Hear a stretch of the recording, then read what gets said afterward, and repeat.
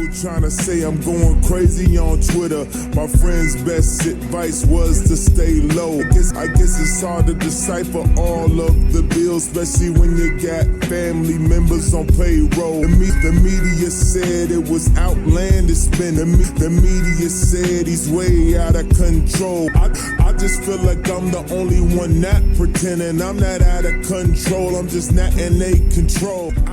My musical influences expand way beyond rap. Even though rap and hip hop is what I essentially love, I love music as a whole. So a lot of them stem from bands in the UK all the way to like stuff like gospel choir and stuff like that. Okay. So it really spans into like, multi-genre. Yeah. But the music that affected me the most would have to be just the rock music I grew up with in middle school.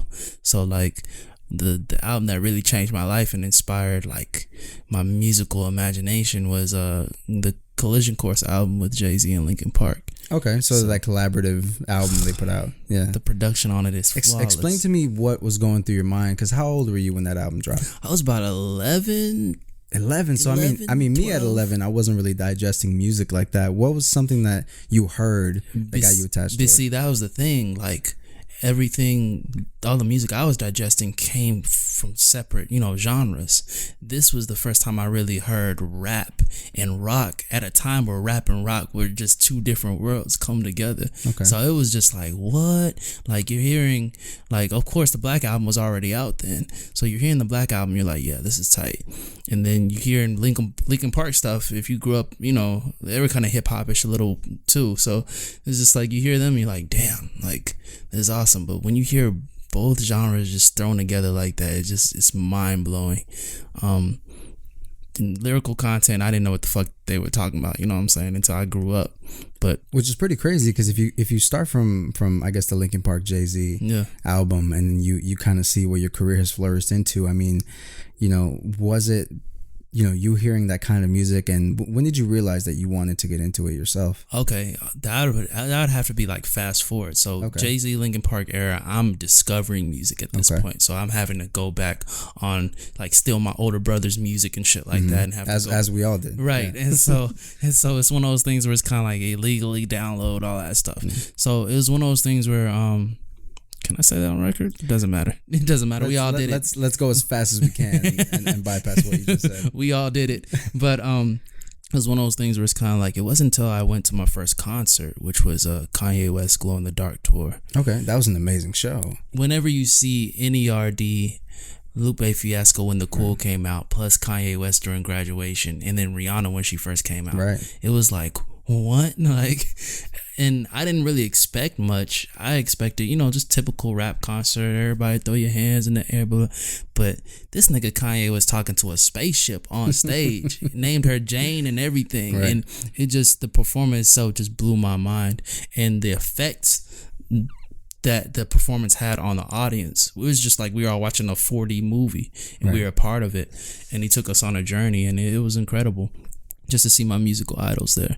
So from then on, I knew I wanted to do music, but I didn't know I wanted to rap. And I was about 15 years old. So I was like stealing my brother's keyboard and like hooking it up to the Mac and going at it with beats on GarageBand and trying to produce for the local high school talent and stuff like that. So, but I didn't think I was going to really get into the rapping portion until later on. My mom was like, why don't you rap? And I was like, I'm not rapping. I ain't got shit to say, whatever. And she's like, you're a good writer. You should rap. And so I wrote my first like rhyme when I was 17. And it was in my little I didn't have the iPhone. I had the little iPod Touch. Okay. Like second generation or something. And I sat on there and wrote my verse, and I was with my boys. They rapped too at the time, and they were just like, yo, tell me why you had the best verse and da stuff, man. You need to get into this rap and stuff. So from then on, it was game on, Now you started into, I guess, sort of the history that I know of. You started in what was a small hip hop group in your high school, right? Yeah. Okay. Yeah. So how did that transition from, getting into that and sort of exploring the different palettes of music? What was the next step after that? Actually, I tried different groups with different people, because like I said, I wasn't rapping at the time. I was only producing, so I needed an MC, and I didn't need an MC just any MC, but people who knew what, you know what I'm saying, what MCing was really about. And it was one of those things where it's kind of like, you know, I needed people who wanted to kind of bring that, not so much consciousness, but reality to rap. Okay. And tell their own story and not something that's made up. But, you know, I tried different groups here and there, and it just wasn't clicking. Either people would want to put their ego to the forefront and be like, yeah, I'm gonna be this guy, I'm gonna be the guy. Everybody wants to be the guy, but nobody wants to play on a team and say, okay, this is the roles we're gonna play. In your perspective, what is the guy? What is the definition of being that guy? I don't know. I have an idea of what the guy is, you know what I'm saying? Like, you could easily say Drake is the guy, Kendrick is the guy, you know, but it's one of those things where it's kind of like those guys have teams around them. You know, people don't realize that you're listening to 40 just as much as you're listening to Drake. Absolutely. You can tell when 40 has not produced a Drake record and it comes from a different producer, but it's one of those things where it's kind of like those teams are essential. So I decided to go ahead and, you know, be my own team, you know, work on production, rapping, you know, audio engineering and all that stuff, until I got, you know, a group of guys around me who said, no, this is what I want to do with my life. Let me help you during this journey. And that's where the formation of the Villain Crew came from. So. Now, that's a really good segue, sort of speaking on the Villain Group, Villain Records movement that you've been working on for the past, I mean, what is it, 3 years? 2 years. 2 years. So I guess, yeah, 3 officially. So yeah. Okay. Yeah. So within the past 3 years, what has been some of the, I guess, most significant changes? Because you started with just yourself and another partner, essentially you and another rapper called named Red Sky. Yeah. Right. Yeah. So what has changed within the past 3 years? I mean, us becoming a label. At first, the Villain movement was just an ideal. You know, when we called ourselves the Villains, we were just appealing to the idea that we're gonna say what we want to say, and if we get villainized for it, then oh well. Okay. Which you see in the lives of inspirational figures like MLK and, you know, Malcolm X and all that stuff. But it's one of those things where it's kind of like now it's a LLC, you know what I'm saying? Now it's business. And, you know, my biggest thing was to take time out to study the music business and figure out, okay, how do we need to maneuver here, and what exactly are we doing, and what is the villain sound, and just all those intricacies that people don't really take time to figure out. So now it's turned from just an ideal to a brand, but this brand has a message, you know what I'm saying? So. Speak a little bit on some of the, I guess, inspirational figures that you look up to, because I find that very, very interesting. I'm a big history buff guy, so it's one of those things where it's kind of like there's people like, you know, people hear these names all the time, but they don't understand like the impact of what they did.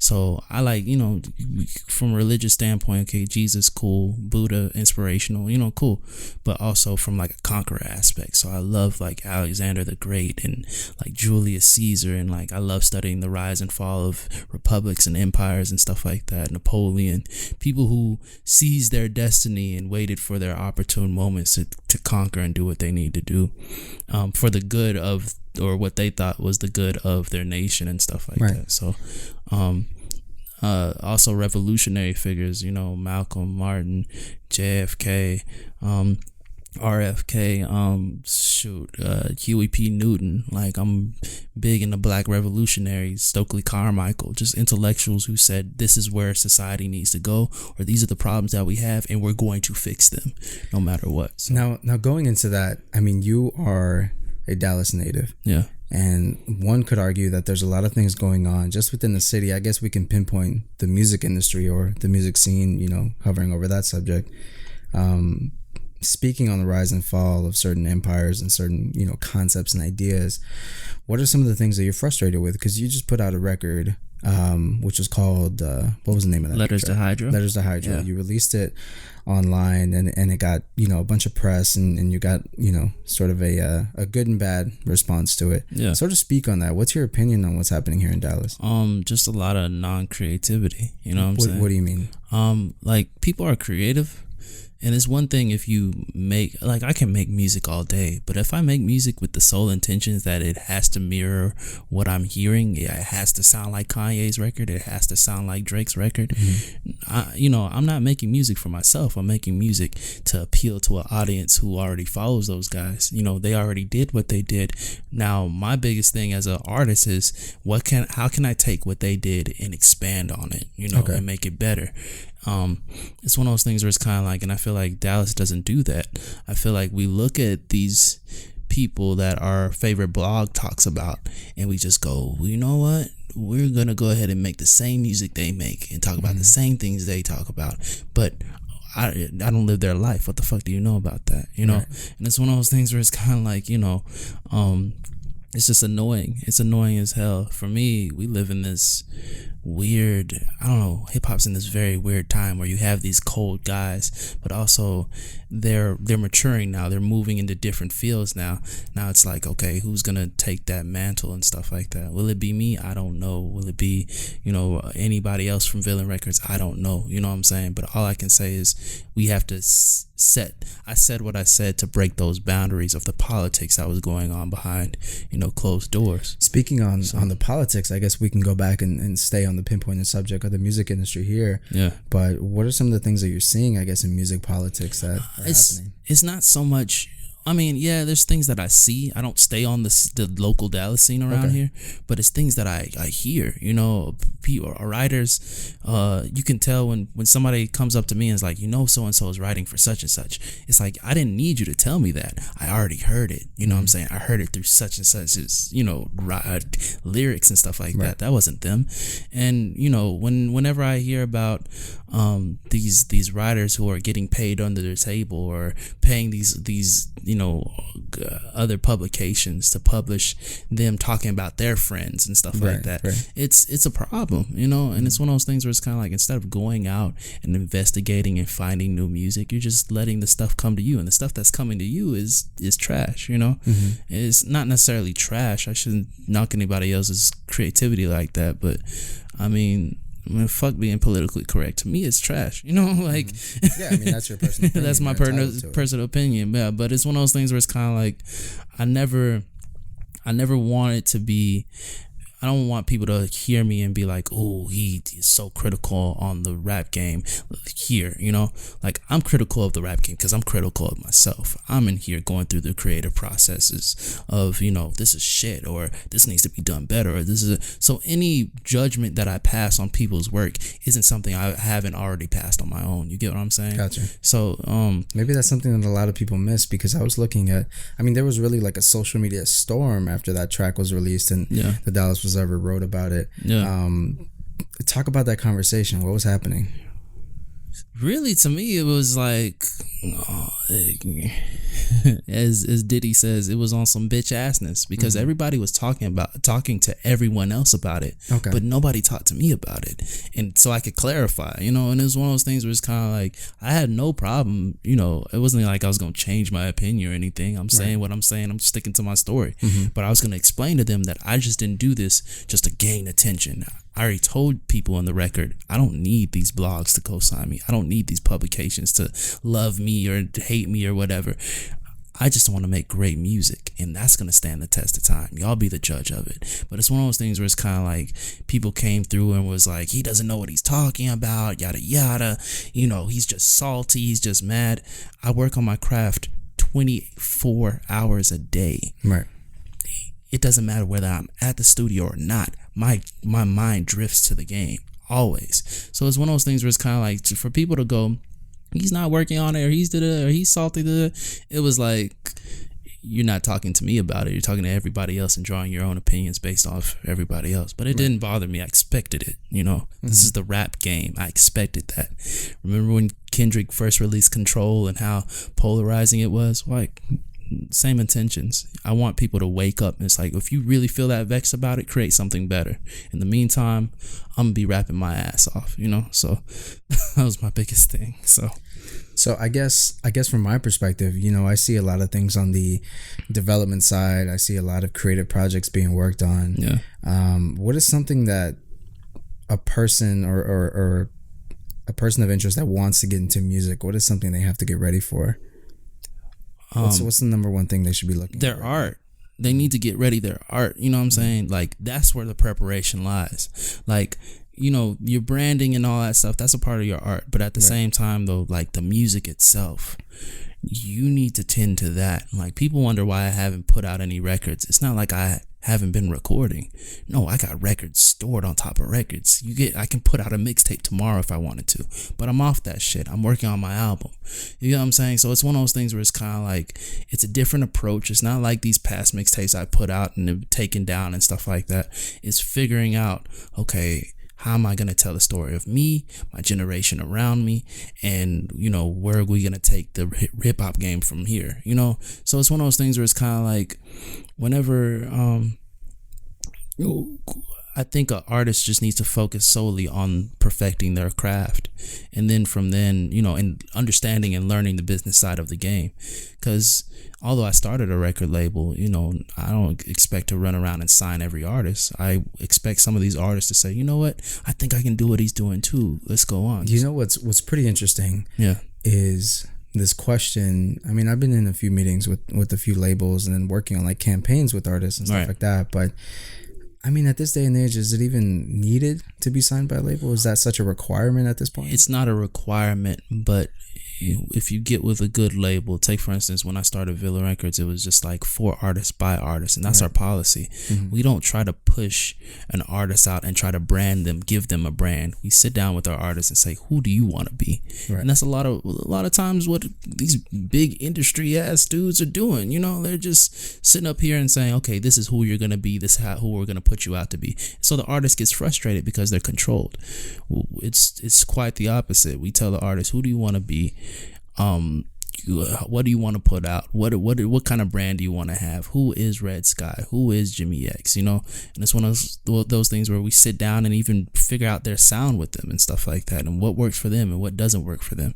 It's artists for artists. You know what I'm saying? And we've replaced that philosophy with big corporations and money and how much you got to sell and blah blah stuff. All that stuff will come afterwards. Just focus on your art and focus on who you want to be, and so we can sit down and help you figure out how to push that out. Something I've been very, very curious about, and one of the other reasons why I wanted to have you on this program was because I wanted to understand or to get some sort of insight from you. Streaming is such a popular thing now. Yeah. You know, you look at the titles, the Apple Musics and Pandora's, you see all these platforms in the world. Yeah. How important is it to think about the future of music versus the current state? Very important, because music is ever changing, but you can't dwell on it either. Good music stands the test of time. So no matter what they're doing, you know, how artists are getting their money now, whether it's through streams or, you know, a lot of it is, of course, you'll hear through shows and stuff like that.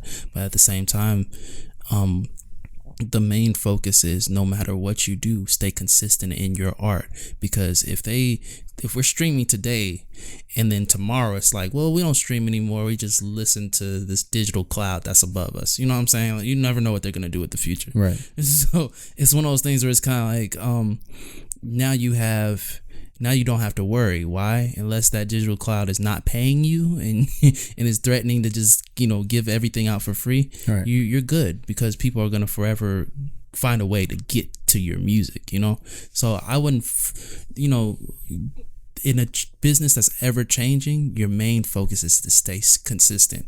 And I learned that from Jay-Z. You know, Jay-Z's been in the game for 30 years now, you know, and it's one of those things where it's kind of like, he's never really changed, except, you know, you can hear when he's trying to go pop and stuff like that. But after a while, you hear him catch himself and go, I want to make the records I want to make, you know, and he's through that, he's standing the test of I think time. It's important as a recording artist just to always be self-aware. Of course. I can't even tell you how many people that I've worked with just on the branding sense that their lack of self-awareness is keeping them from getting to that next level. Oh yeah. And it's one of those things where it's kind of like, they don't understand that knowing yourself and who you are, it'll show, you know. That's why people will sit up there and, you know, they'll they'll hear me spit, or they'll come to my shows and be like, "You're so real." No, I'm myself, and it's one of those things where it's kind of like, I'm not gonna change up and switch up who I am to appeal to other people, because it hasn't worked this far. And it's one of those things where it's kind of like just be you no matter what. That self-awareness is very crucial, man. Now when we think about, I guess, the future of Dallas, right? Because that's where we're both from. Yeah. And it's always important to note that certain things are moving at a certain pace, and we do a lot of things that sort of improve that community around it, whether it be your industry, which is music, or my industry, which is branding. All right. What are some of the things that people like us can do? Because I'm sure, there might be a group of 16-year-olds just like us that are trying to do things and trying to really improve Dallas. With them looking at the current state of what's happening, what do you think they're looking at? I think they're looking at chaos right now at this point. I think they're looking at people who think they've, locked down the culture here, the hip hop culture or the rap scene here. And right now, I think they're looking at undeveloped artists and who don't know the game in chaos. And these blog people who think they run everything and govern everything. Speak on that a little bit. What do you mean? These publications here, because they're getting, the attention from the hip hop community and all that stuff here in the city, they feel like they can dictate what's hot and what's not. And a lot of times, what's hot and what's not, according to them, is just based off the things that, other people are saying. It's kind of like they're pushing a mentality, and they're pushing a whack culture. You'll hear it on, I don't know if you ever heard of Tyler's album Bastard? Yes. Where he disses two dope boys, and it's the same thing. Right. He called them jerking post Drake ass niggas, and it was one of those things where it's kind of like that's. But you know what that looks like, You know what that looks like when these blog kids get so obsessed with the fashion and all that stuff that all they can focus on is, I like so-and-so because he rocks this type of brand, instead of I like so-and-so for their lyrical content. Right. You look at Eminem, there ain't no Louis Vuitton there. It's straight hoodie, hat, and nigga, what bars you got? You know what I'm saying? So it's that's where it is. And I feel like, I'm not saying that the blogs aren't necessary. I like, a few of the blogs and stuff like that. But at the same time, though, you can't have them dictating something that they really don't know anything about. I don't care if they play a keyboard at home or not. You're not in this industry. You're not going to dictate what's hot. Right. So kind of diving into it a little bit, we can speak on that, right? We can speak on the sort of outcasting of a lot of people. Yeah. Whether it's certain people get featured, a lot. Yeah. Certain people paying to get in certain publications. You basically put out a record. Was it controversial? Some people say yes, some people say no. Yeah. But at the same time, you basically got a feature in the Dallas Observer without really trying. How? Is it a downfall of publications? Is it the downfall of the actual interest of the industry? What's happening? No, you know how you pay writers? It's not monetary. You know how you pay writers if you're an artist? You give them a good story. You give them good product and good story. That's it. When I talked to Molly Malatova, about, the record and stuff like that, she already knew about me. She already went to these, some of these shows that I was doing and stuff like that and saw me perform. I just saw that she was peeping game. And I just saw that, hey, if this is what you like and stuff like that, I see you vibing with my music. Hey, I got a record that I think you should hear. And it wasn't that, I slid her, $100 right about us. I kept my distance from her, you know what I'm saying, for a long time, and just watched who she was as a person. I'm very aware of the game in that aspect, where it's kind of like, I know who's feeling me, I know who's not, and it's one of those things where when she came out to one of the sets I was doing, and she asked me about, who I am and all that stuff, I was like, okay, cool. That's somebody who wants to see a change in hip hop. I can probably cater this record to them, and it just happened to be good. Now think about it this way. That record, if it wasn't good, if I wasn't rapping how I was rapping on there, then, of course people would be like, yeah, fuck this guy, of course. Right. Molly wouldn't even wrote about it and stuff like that. But it just so happens that one, and then here's another thing that we didn't really get to talk about. Oh, well, we did. One, nobody really talks about how what I was saying in the record itself. Nobody disputed those facts. You get what I'm saying? There was no back. Wow, that's wow. That's pretty crazy. I mean, you called out a few people, and you got into the whole writing for other artists kind of thing, and that's what I didn't see. That was, holy shit.